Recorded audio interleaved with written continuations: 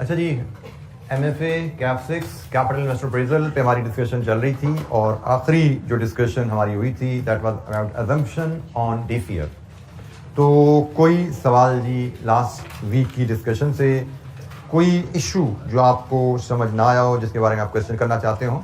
एन्युटीज, परपेचुइटीज को लेके NPV calculate करना और DCF में टाइमिंग ऑफ कैश फ्लोज की अजम्पशन, जिनकी मदद से हम कैश फ्लोज को एनुअल इंटरवल पे प्लेस करते हैं और फिर उसके बाद हम उस पर NPV या IRR का जो भी टूल इस्तेमाल करना चाहें कर सकते हैं। तो कोई सवाल जी बेटा?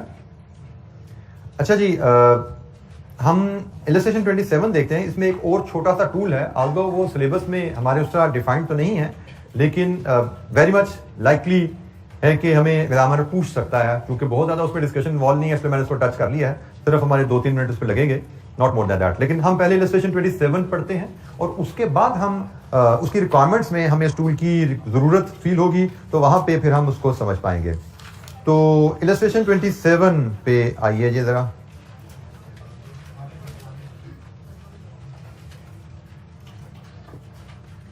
ये जी इलस्ट्रेशन 27 और यह पहली एक तरह की केस हमारे सामने आ रहा है जिसमें डाटा हमें ईयर वाइज अरेंज नहीं दिया जा रहा, हमें कहानी प्रोजेक्ट की सुनाई जा रही है और उस कहानी के मुताबिक हमें डिफरेंट टूल्स अप्लाई करने हैं। तो हम सिर्फ पहले टूल को ही पढ़ के सवाल पढ़ना शुरू कर देते हैं। Calculate NPV assuming that cost of capital is 8%। हम सिर्फ इस रिक्वायरमेंट के मुताबिक सवाल पढ़ते हैं, ये रिक्वायरमेंट हल करेंगे, बाकी बातें फिर हम बाद में करेंगे। तो NPV कॉस्ट ऑफ कैपिटल अगर 8% है तो NPV कैलकुलेट करनी है जी। और ये आ गई इसकी कहानी प्रोजेक्ट की।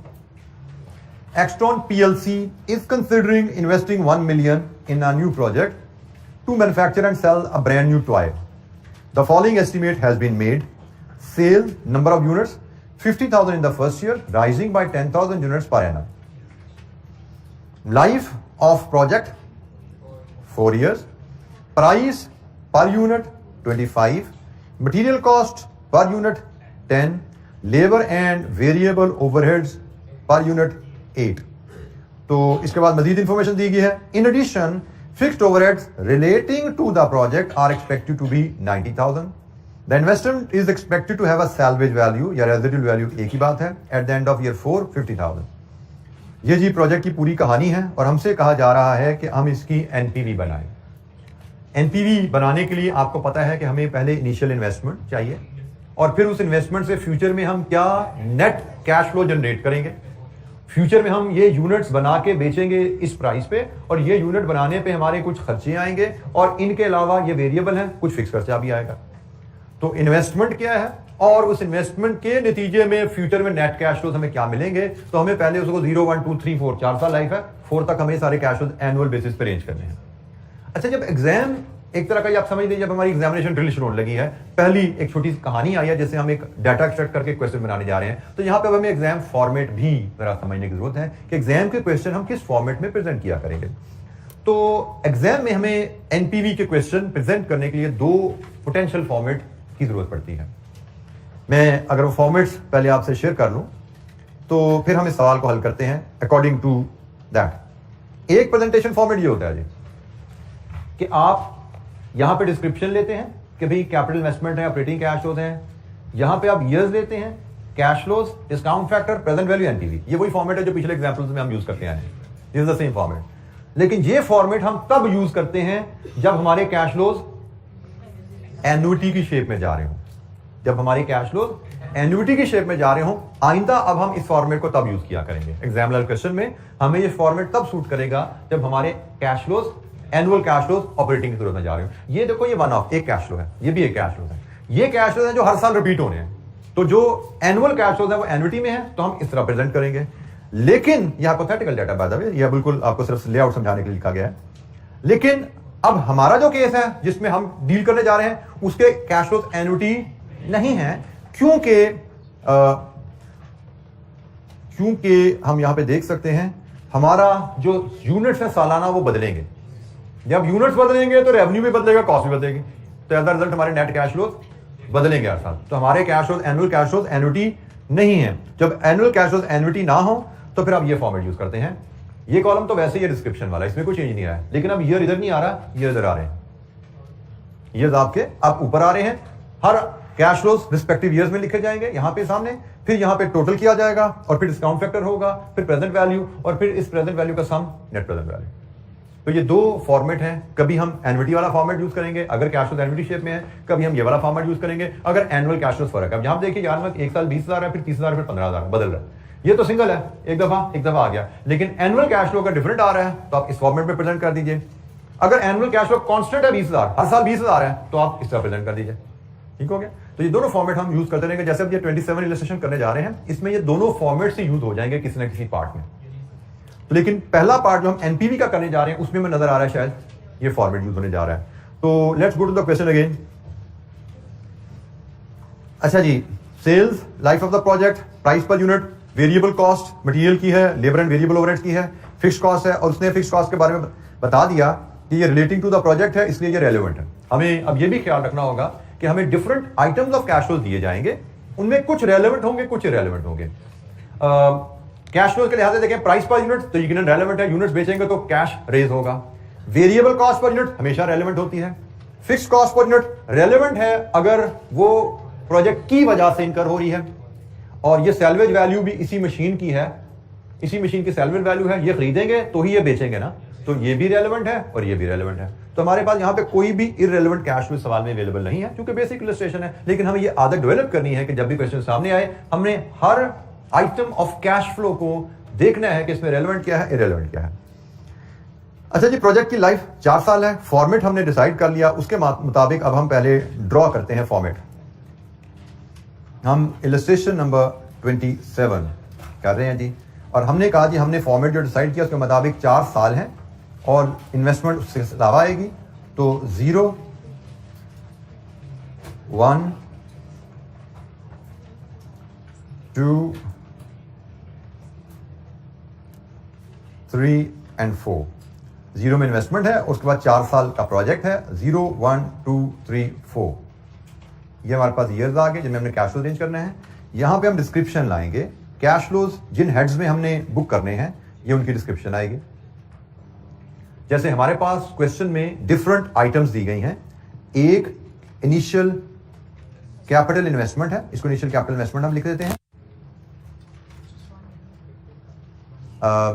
दूसरी कैश फ्लो इसकी सैल्वेज वैल्यू है। ठीक है, तो मैं सैल्वेज वैल्यू को फिलहाल मैं यहां पे एक हेडिंग डालता हूं पहले, फिर मैं मजीद इस पे आपसे बाद में बात करूंगा। एक सैल्वेज वैल्यू है कैपिटल एसेट की, तो ये दोनों मेरे कैपिटल एसेट की कैश फ्लोज हैं दो। इसके बाद हमारे जो कैश फ्लोज आइटम्स हैं उसमें हम देख रहे हैं कि एक तो इस प्राइस और इन यूनिट्स की वजह से रेवेन्यू राइज होना है, दूसरा हमारा ये वेरिएबल कॉस्ट और यूनिट से मल्टीप्लाई करो तो वेरिएबल कॉस्ट इनकर होनी है, और तीसरी हमारी फिक्स कॉस्ट इनकर होनी है। In total price, variable cost, fix cost को जब हम नेट करते हैं तो ये कहलाते हैं नेट, ये कहलाते हैं operating cash flow.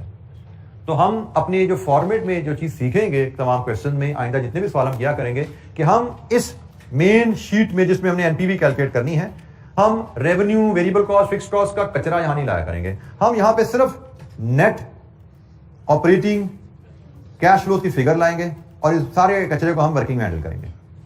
Price, volume, variable cost, fix cost, material cost, labour cost, सबको एक जगह हैंडल करेंगे ताकि ये हमारा नीट एंड क्लीन किस क्वेश्चन नजर आए। यहां पे हमने नेट कैश फ्लो ले लेने हैं, फिर हमने discount factor cost of capital पे 8% लाना है, फिर प्रेजेंट वैल्यू और फिर नेट प्रेजेंट वैल्यू। ये जी हमारा सवाल, ये ऐसे प्रेजेंटेशन हमारी कंप्लीट होनी है। पार्ट ए हम जो करने जा रहे हैं।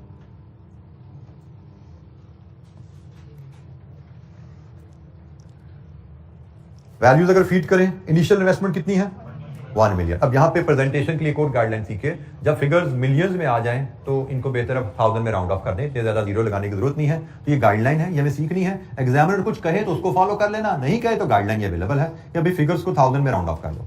तो हमने कहा जी 1 मिलियन है इन्वेस्टमेंट, और इन्वेस्टमेंट आउटफ्लो होती है, 0 में ली जाती है। आगे जी सैल्वेज वैल्यू, मतलब प्रोजेक्ट के एंड पे ये एसेट कितने का बिकेगा, 50 का, 50,000 है, 4 साल बाद बिकेगा, ये 50 का इनफ्लो ले लो यहाँ पे। अब वर्किंग वन में जाएंगे जहां पे नेट ऑपरेटिंग कैश फ्लो लाएंगे। अब यहां पे ख्याल रखना है हर वैल्यू की रेलेवेंट ईयर में डालने से हमारे नंबर मिलते जा रहे हैं। मे बी हाफ नंबर मिल गया, मे बी हाफ नंबर मिल गया, एक नंबर हम स्कोर कर चुके हैं। अभी हमने कोई एनालिसिस नहीं किया, लेकिन रेलेवेंट ईयर्स में फिगर को फीड करना हमें नंबर देता जा रहा है, स्टेप बाय नंबर है। अब हम नेट ऑपरेटिंग कैश फ्लो पे जाते हैं। नेट ऑपरेटिंग कैश फ्लो में कैसे हमने प्रेजेंट करना है, इसकी प्रेजेंटेशन का भी हम एफिशिएंट तरीका सीखना चाहेंगे। एक ये वैल्यू पर यूनिट है, एक ये वैल्यू पर यूनिट है, एक ये वैल्यू पर यूनिट है, ये 3 वैल्यूज पर यूनिट है। मतलब टोटल वैल्यू बनाने के लिए इन सबको यूनिट से मल्टीप्लाई करना पड़ेगा। तो भाई बजाय इसके कि हम हर चीज को यूनिट से मल्टीप्लाई करें, हम जरा थोड़ा स्मार्टली काम करेंगे। क्या करेंगे? नेट करके जो वैल्यू मिलेगी उसको कहेंगे हम कंट्रीब्यूशन। नेट करके वैल्यू मिलेगी कंट्रीब्यूशन, हम कंट्रीब्यूशन को मल्टीप्लाई कर देंगे एक ही दफा वॉल्यूम के साथ, तो हमारा टोटल कंट्रीब्यूशन आ जाता है। मार्जिनल कॉस्टिंग से हमारा तारुफ हो चुका है लकीली शायद। तो हम जो प्रेजेंट करेंगे इसको इस अंदाज में, जो वर्किंग हम बनाएंगे, हमारे पास 4 साल हमने कारोबार करने हैं।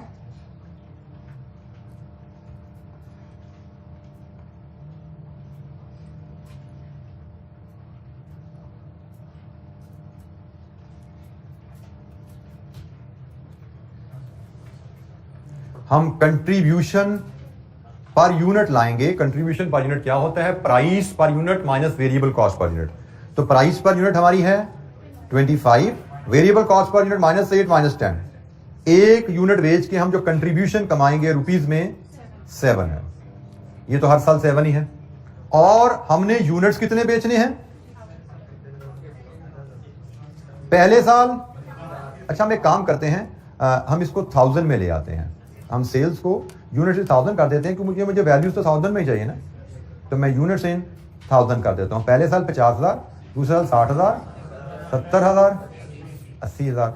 एज अ रिजल्ट मेरा टोटल कंट्रीब्यूशन क्या आएगा? टोटल कंट्रीब्यूशन रुपीज इन 1000 में अब आएगा 350, 420, 490, 560।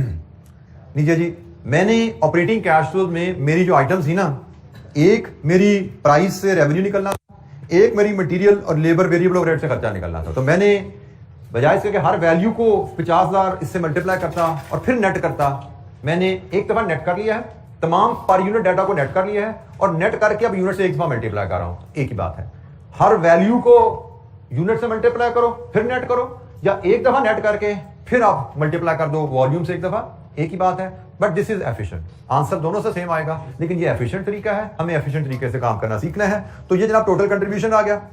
इसके अलावा हमारे पास ऑपरेटिंग कैश फ्लोज में और क्या चीजें हैं? बिजनेस कैश फ्लोज में फिक्स्ड कॉस्ट। तो टोटल कंट्रीब्यूशन में से हम फिक्स्ड कॉस्ट लेस करेंगे, लेस फिक्स्ड कॉस्ट। अच्छा, यहां पे एक चीज आपने ख्याल रखनी है, जो तो होती है ना वेरिएबल कॉस्ट, जनरली ये तो सारी ही कैश कॉस्ट ही होती हैं, लेकिन फिक्स्ड कॉस्ट में बात का एग्जामिनर नॉन कैश कॉस्ट भी डाल सकता है, जैसे डेप्रिसिएशन।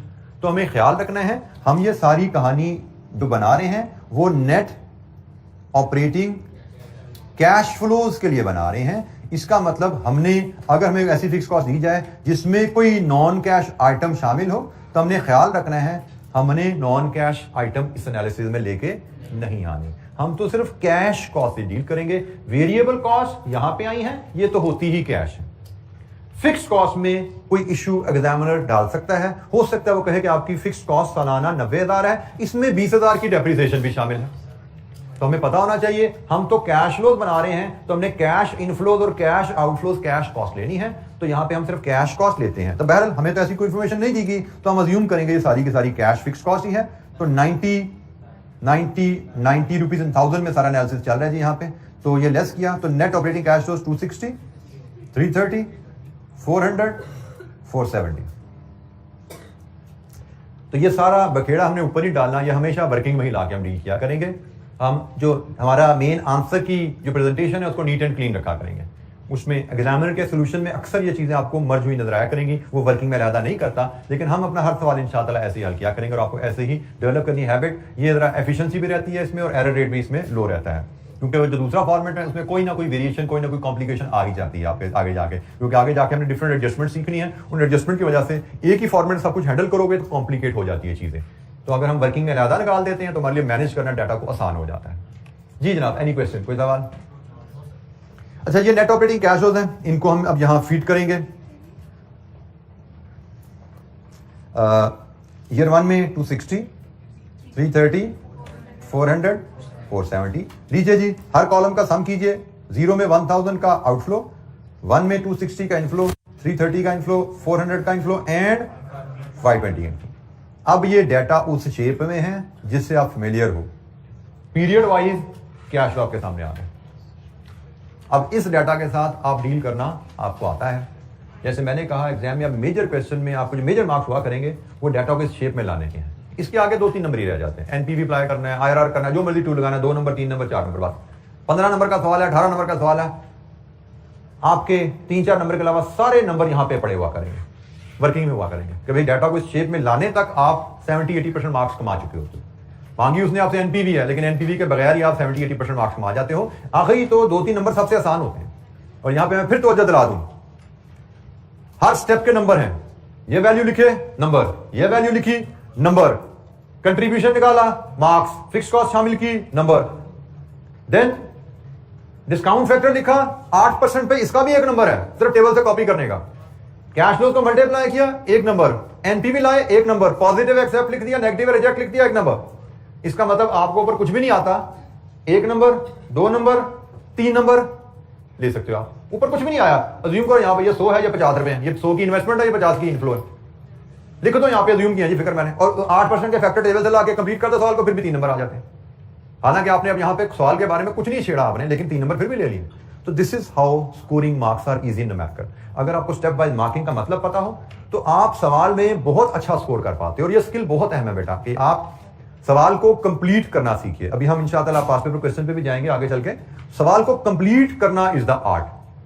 एरर है, एरर रेट है शुरू में, कोई बात नहीं, विद रिवीजन विद प्रैक्टिस कम होता जाएगा, लेकिन सोल्यूशन देखकर सवाल करना is not the thing which you need to learn.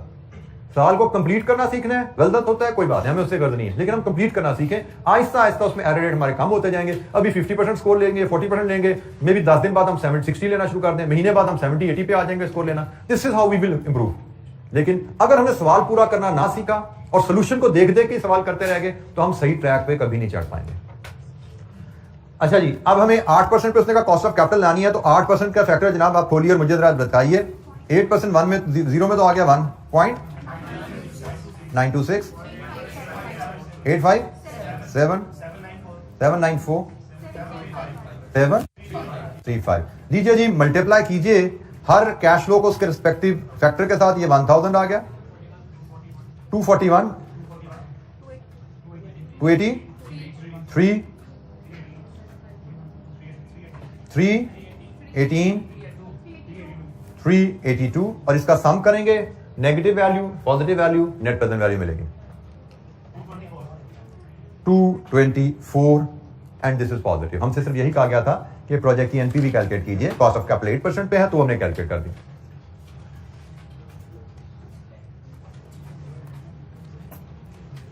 Ji, any question, कोई सवाल? अच्छा जी, हमें पार्ट ए हमने कर लिया।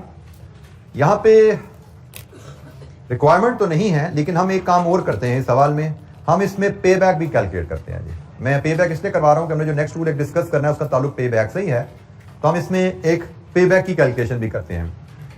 लेट्स अज्यूम हमें यहां पे कहा जाए कि आप पे बैक भी कैलकुलेट कीजिए। ये मैं रिपीट, रिक्वायरमेंट नहीं है सवाल की, हमें पे बैक पीरियड भी लेकिन कैलकुलेट करने को कहा जाए। पे बैक पीरियड कैलकुलेट करना हमने 2 तरीके सीखे थे। एक, अगर एनुअल रिटर्न इवन है तो हमने कहा जी initial investment divide with even cash flow, तो यहां पे तो इवन नहीं है, ये तो हर साल बदल रही है, तो फिर क्या करें, cumulative cash flow, cumulative cash flow की इंफॉर्मेशन बनाएं। तो जनाब क्यूमुलेटिव कैश फ्लो की इंफॉर्मेशन में यहां पे डायरेक्ट पे बैक करते हुए मैं क्यूमुलेटिव कैश फ्लोज बनाता हूं। इसी टेबल को मैं एक्सटेंड कर लेता हूं। यही कॉलम चूंकि यूज होने वाले हैं तो इन्हीं कॉलम को मैं एक्सटेंड करके इस पार्ट के लिए, जो कि ओरिजिनल हमारी रिक्वायरमेंट का हिस्सा नहीं है, मैं सिर्फ अगले पार्ट की डिस्कशन के लिए ये बीच में ला रहा हूं। अच्छा जी, क्यूमुलेटिव कैश फ्लो, जब प्रोजेक्ट शुरू हुआ हमारी पोजीशन नेगेटिव है 1000, एक साल बाद 740 रह गया नेगेटिव, एक और साल गुजरा 410 नेगेटिव रह गया, एक और साल गुजरा 10 नेगेटिव है, और यहां पे आके 510 पॉजिटिव है। हमारा जो पेबैक यहां पे बनता है, जो हमने सीखा हुआ है, पेबैक इज 3 years प्लस 10/5 520, यही सीखा था ना जी हमने। आखिरी साल में 520 आ रहा है, हमें 10 चाहिए, 10/520 कितना बनता जी? 3.01 ईयर्स। ये जी हमारा पे बैक है। आई रिपीट, रिक्वायरमेंट नहीं थी, लेकिन अगला पार्ट डिस्कस करने के लिए इसको हमने टच किया। ये हमने पे बैक सीखा हुआ है और ये हमारी पे बैक की कैलकुलेशन आ गई। इस क्वेश्चन का पार्ट बी देखिए, वो कहता है जी डिस्काउंटेड पे बैक कैलकुलेट कीजिए। पे back, discounted pay back calculate कीजिए। पे बैक हमें पता है, डिस्काउंटिंग हमें आती है, तो डिस्काउंटेड पे बैक के लिए सिंपली आपके पास ये स्टेप्स जो हैं, ये शायद मैं नोट्स में स्किप हो गए, शायद सिंपल थे इसलिए शायद मैंने लिखे नहीं, ऐसा या मैंने डिलीट कर दिया वहां से।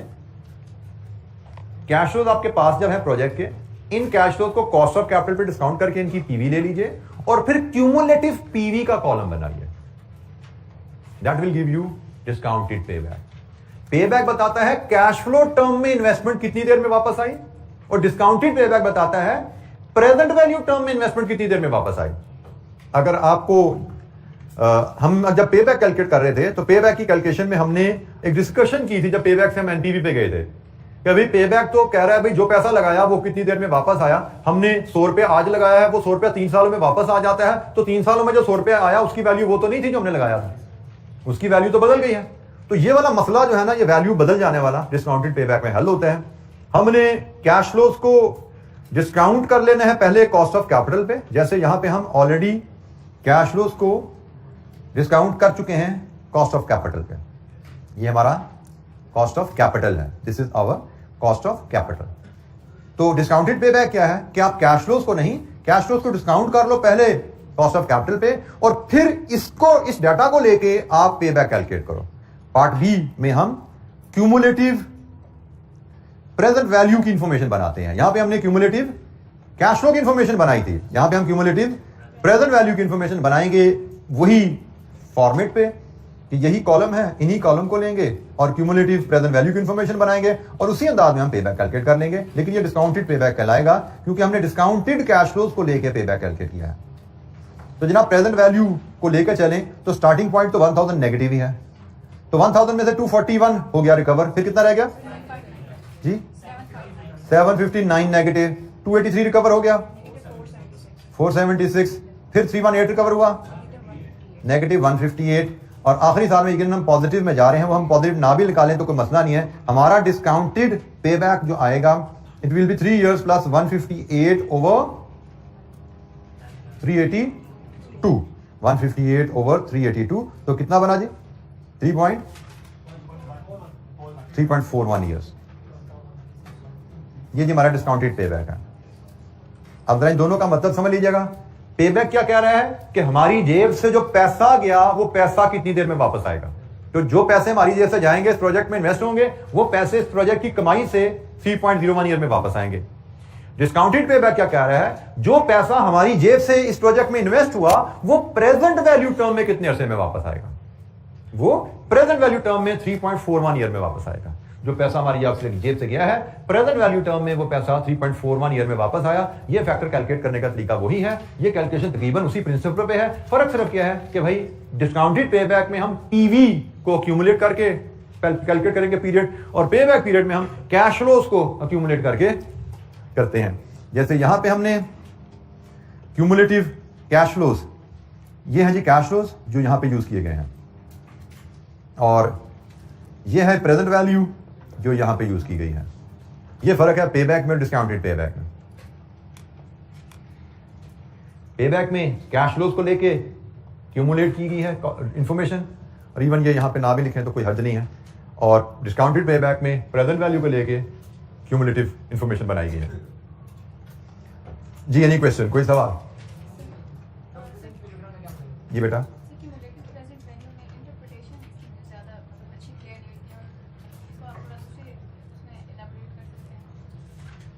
जी बेटा, आप भी कुछ सवाल करना चाहते हैं, पूछें, फिर मैं डिस्कस करता हूँ।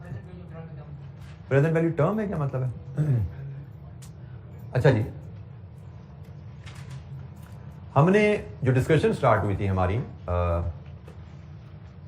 एनपीवी की, वहां पे बात हमारी शुरू ही यहां से हुई थी कि भाई आप इन्वेस्टमेंट कर रहे हैं आज, रिटर्न आ रही है फ्यूचर में।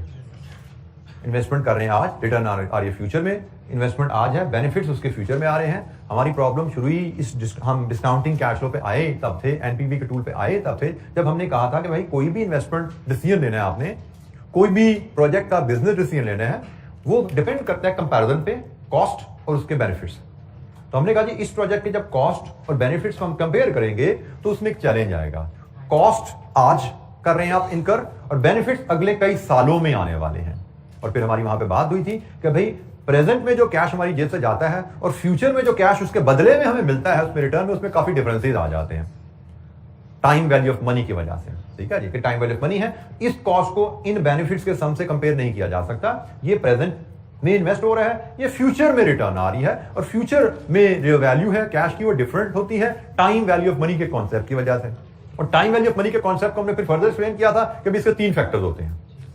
इन्फ्लेशन, हम ये कह रहे हैं कि फ्यूचर के पैसे की वैल्यू आज के पैसे के मुकाबले में कम क्यों है? क्योंकि फ्यूचर में जाते जाते इन्फ्लेशन आ जाती है, क्योंकि फ्यूचर अनसर्टन होता है, हमें गारंटी नहीं है ये पैसा आएगा कि नहीं आएगा। क्योंकि हम कारोबार में इन्वेस्टमेंट करने जा रहे हैं तो ये सारा एस्टिमेटेड डाटा है, हमने अंदाजा लगाया है कि आज अगर हम ये इन्वेस्ट करें तो फ्यूचर में अंदाजन हम इतना कमाएंगे, गारंटी कोई नहीं है, अनसर्टेनिटी है। और तीसरा, जब हम किसी भी जगह पैसा इन्वेस्ट करते हैं तो हमें सिर्फ पैसे की वापसी नहीं चाहिए, पैसे पे कोई रिटर्न भी तो चाहिए, कुछ कमाना भी तो है। तो इन 3 वजूहात से हमने कहा था कि आज जो हम पैसा लगाते हैं फ्यूचर का पैसा उसकी वैल्यू डिफरेंट होती है। तो हमें इन 3 फैक्टर्स को लेके हम ये रेट कैलकुलेट करते हैं। ये रेट जो है ये इन्फ्लेशन, अनसर्टेनिटी और return, invest opportunity for investment, उसकी रिटर्न, उन तीनों के अगेंस्ट कंपनसेशन है। हमने कहा जी हम अगर फ्यूचर कैश फ्लोज को इस 8% पे डिस्काउंट कर लें तो इसका मतलब है फ्यूचर कैश फ्लोज में से इन 3 फैक्टर्स के अगेंस्ट जो इन्वेस्टर को रिटर्न चाहिए वो निकल गई। हमने फ्यूचर कैश फ्लोज को जब 8% पे डिस्काउंट किया तो हम इसको प्रेजेंट वैल्यू कह रहे हैं, हम इसको present value future cash flows कह रहे हैं। इसका मतलब क्या है कि ये जो टाइम वैल्यू के 3 फैक्टर्स हैं ना, उनका फर्क हमने निकाल दिया। हम पहले कह रहे थे ये और ये कंपेरेबल नहीं है, लेकिन डिस्काउंटिंग जब कर दी 8% पे तो इसका मतलब हमने जो टाइम वैल्यू ऑफ मनी का डिफरेंस था वो निकाल दिया है, अब ये कंपेरेबल हो गए। अब आप बेनिफिट्स को और ये इन्वेस्टमेंट को और बेनिफिट्स को नेट करके देख लो, नेट में क्या बात है। अब ये कंपेरेबल है तो यहां पे ये आपकी इन्वेस्टमेंट है, ये बेनिफिट्स है, हमें पता लग रहा है नेट में बेनिफिट ज्यादा है। ये हमारे पीवी ऑफ बेनिफिट्स हैं, मतलब हमने फ्यूचर के कैश फ्लोज में से जो टाइम वैल्यू ऑफ मनी के 3 असरात होते हैं वो डिस्काउंटिंग के थ्रू निकाल दिए। इसमें से हम 260 को 241 पे ले आए हैं, 330 को 283 पे ले आए हैं, 520 को 382 पे ले आए हैं। हमने डिडक्ट कर दिया, इन वैल्यूज को रिड्यूस कर दिया है, हमने इनमें डिडक्शन कर दिया है कि भाई उन 3 फैक्टर के अगेंस्ट इन्वेस्टर को जो कंपनसेशन चाहिए वो निकालो। अब ये प्रेजेंट वैल्यू पे आ गए हैं, फ्यूचर बेनिफिट्स और ये भी इन्वेस्टमेंट भी प्रेजेंट वैल्यू में है। तो फिर नेट प्रेजेंट वैल्यू का टूल क्या हुआ? PV of future benefits minus PV of investment. ये हमारी एनपीवी की डिस्कशन थी। और अब हम जब डिस्काउंटेड पे बैक पे आते हैं तो इसी को लेके आगे चलें कि इन्वेस्टमेंट की प्रेजेंट वैल्यू टर्म में रिकवरी, अगर हम टाइम वैल्यू ऑफ मनी को भी कंसिडर कर लें तो उसके बाद कितने अरसे में वापस आता है। ये तो था टाइम वैल्यू ऑफ मनी के बगैर, टाइम वैल्यू ऑफ मनी को इग्नोर करो तो 3.01 में वापस आता है पैसा। अगर आप टाइम वैल्यू ऑफ मनी का कॉन्सेप्ट भी ले लो कि भाई फ्यूचर के पैसे की वैल्यू कम होती है तो कम कर दो भाई, कम कर दी ना वैल्यू में। हमने कहा था टाइम वैल्यू ऑफ मनी क्या है कि फ्यूचर के पैसे की वैल्यू कम होती है आज के पैसे के मुकाबले में, तो भाई कम कर दो, कर दी कम हमने। अब हम क्या कह रहे हैं कि अब हम फ्यूचर की वैल्यू नहीं रही, अब ये भी प्रेजेंट वैल्यू होगी। तो प्रेजेंट वैल्यू टर्म इन्वेस्टमेंट कितनी देर में वापस आई? दिस इज कॉल्ड डिस्काउंटेड पे बैक, इट इज 3.41 ईयर्स। जी एनी क्वेश्चन, कोई सवाल? अच्छा, इसका part C IRR of the project. Part A में हमने एनपीवी की थी, पार्ट बी में हमने IRR करनी है। तो हमने सीखा हुआ है कि भाई जब एक एनपीवी कर ली और अब IRR करनी है तो दोबारा 2 रेट नहीं लेने, एक रेट और लेना है और इंटरप्रिटेशन कर देनी है।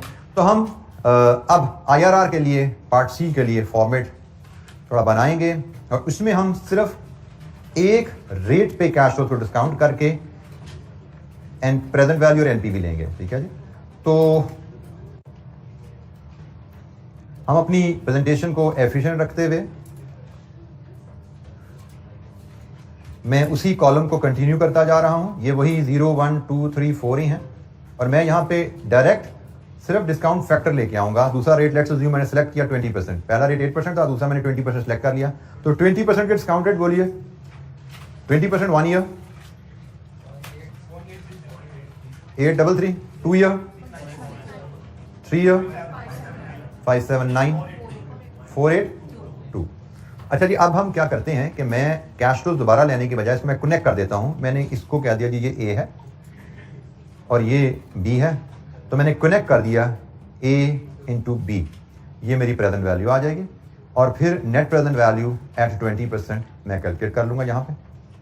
तो जनाब कैश फ्लोज इंटू फैक्टर, ये जनाब कैश फ्लोज है आपके पास, ये वैल्यूज इनको फैक्टर से मल्टीप्लाई कीजिए 20% के। मुझे 20% की एनपीवी बताइए क्या आ रही है। 20% की एनपीवी क्या आ रही है जी? Negative positive, 216 positive. जरा चेक कीजिए दोबारा, ये वैल्यूज बोलिए। ये वैल्यू 1000 नेगेटिव, ये वैल्यू जनाब एक साथ थोड़ा काम कीजिए कि मुझे पता नहीं कि 216 पॉजिटिव बड़ी।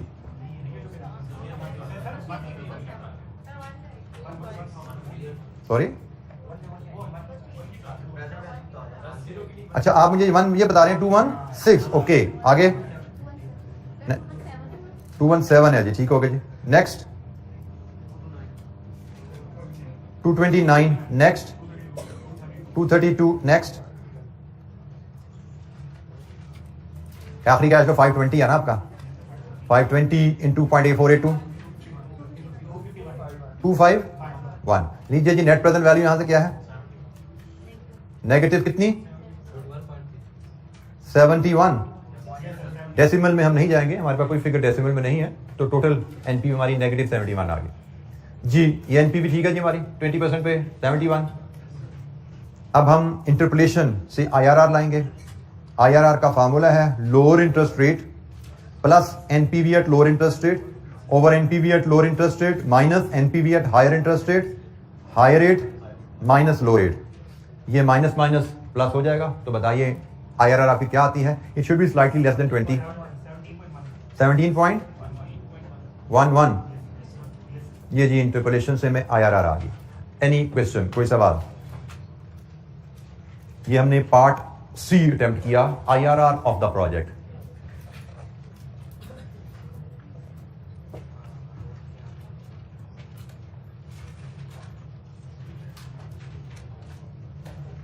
Any question? किसी स्टूडेंट के ذहन में कोई सवाल जी? अच्छा, इसका पार्ट डी भी है हमारे पास। recalculate NPV if sales are at a constant 65,000 units per annum for each of 4 years of the project।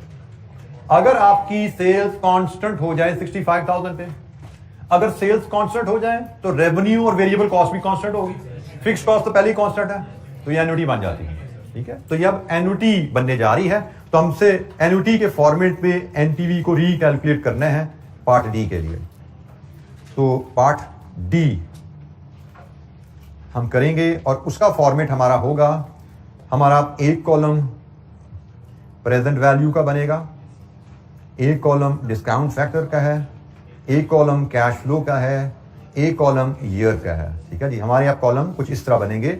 ये डिस्क्रिप्शन, यहां पे ईयर, यहां पे कैश फ्लोज रुपीज इन 1000 में ले रहे हैं हम, यहाँ पे discount factor cost of capital 8% पे, क्योंकि हमें एनपीवी का टूल अप्लाई करना है। यहाँ पे प्रेजेंट वैल्यू आएगी, ये भी रुपीज इन 1000 में होगी। ये जी हमारा फॉर्मेट है जो अब हमें इस पार्ट के लिए यूज करना है। एन्युटी वाला फॉर्मेट, सेकंड फॉर्मेट हम यूज करेंगे। हमारी आइटम्स यहाँ पे वही 3 ही आइटम्स हैं। एक इनिशियल कैपिटल इन्वेस्टमेंट है, एक सैल्वेज वैल्यू है और एक नेट ऑपरेटिंग कैश फ्लोज। यही 3 आइटम्स यहां पे होंगी जो ऊपर हमने यूज की थी। वैल्यूज, इनिशियल इन्वेस्टमेंट 0 में आएगी 1000, सैल्वेज वैल्यू 4 साल एंड प्रोजेक्ट पे आएगी 50 और नेट ऑपरेटिंग कैश फ्लोज 1 से लेके 4 साल तक कांस्टेंट फिगर होगी। और वो क्या होगी, उसके लिए हम वर्किंग 2 बना देंगे। 1 से लेकर 4 साल तक कांस्टेंट रहनी है, ये बदलनी नहीं है।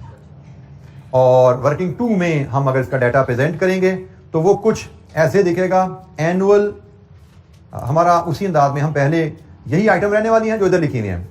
कंट्रीब्यूशन पर यूनिट होगा, एनुअल सेल्स यूनिट्स इन 1000 में ले लेंगे, एनुअल कंट्रीब्यूशन आएगा, इसमें से लेस करेंगे एनुअल फिक्स कॉस्ट,